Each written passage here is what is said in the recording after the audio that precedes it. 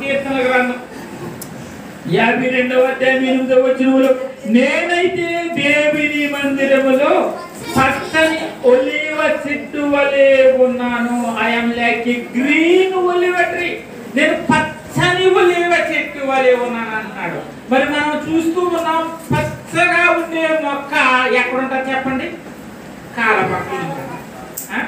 కానీ ఈ ఒలీవ చెట్టు ఎక్కడుంటుందో తెలుసా మీకు? కొండలు ఉంటుంది. ఎక్కడుంటుంది? యేసుప్రభు ఎక్కడికి వెళ్ళాడు ప్రార్థన చేయడానికి? ఒలీవల కొండ మీదకి. మనం చదివమ్మా చాలా సార్లు, యేసుప్రభు ఒలీవల కొండ మీదకి వెళ్ళి ప్రార్థన చేసేవాడు. కానీ ఒలీవల కొండ మీద నీరు ఉంటుందా? అదంతా రాడు. కానీ ఆ ఒలీవల కొండ మీద మనకి చూస్తున్నాం, పచ్చని ఒలీవ చెట్టు వలె నీవు ఉండాలనంటే ఆ ఒలీవ చెట్టు గురించి మనం తెలుసుకుంటే 2-3 మాటల్లో, ఈ ఒలీవ చెట్టు కొండలు ఉంటుంది. యేసు ప్రభు నాటి కాలం యొక్క ఒలీవ చెట్టు ఇప్పుడు ఈ ఒలీవ చెట్టుని దేవుడు ఒక మనుషునిగా ఎందుకు పోల్చి చెబుతూ ఉన్నాడని అంటే, ఈ ఒలీవ చెట్టు ఎన్ని సంవత్సరాలు బ్రతుకుతుందో తెలుసా? ఇంచుమించు 5000 సంవత్సరాలు బ్రతుకుతుంది. అంత ఎక్కువ కాలం బ్రతికే చెట్టు ఏది కూడా లేదు. కొబ్బరి చెట్లు లేక మనం చుట్టూరు చూసేటువంటి చెట్లు ఎంత 10 నుంచి 50 నుంచి 100 లోపులోనే మనుషుల కంటే ముందుగానే అయ్యి చచ్చిపోతా ఉంటాయి. అయితే ఒలీవ చెట్టు మాత్రం 4000 సంవత్సరాలు. మీకు కొన్ని గుర్తుకు తెస్తాను.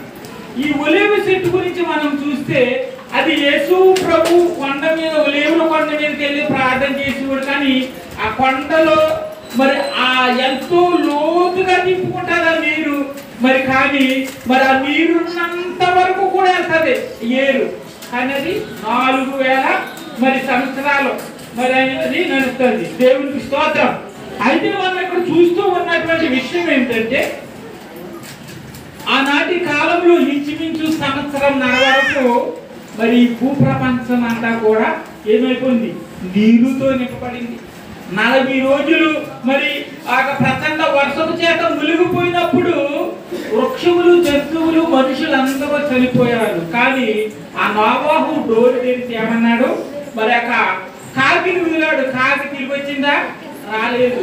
కానీ పావురం ఏం చేసింది చెప్పండి? ఒలీవ ఆకు తిరుచుకుని వచ్చింది. అంటే అన్ని చనిపోయి, కానీ ఈ ఒలీవ మొక్క మాత్రము అది రాడిలోను, ఎండలోను, నీటిలోను కూడా ఎట్టి పరిస్థితుల్లో కూడా ఏముంటుందంట? సజీవముగా ఉండి పచ్చగా ఉంటుంది.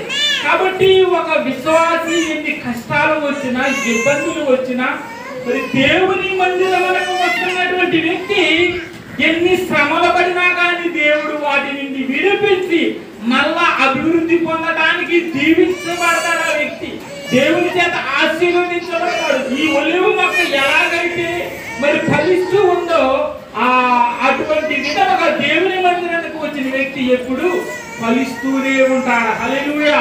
కాబట్టి మరి ఇక్కడ మనం చూస్తూ ఉన్నాం ఒలీవ చెట్టు గురించి 5 6 మాటలు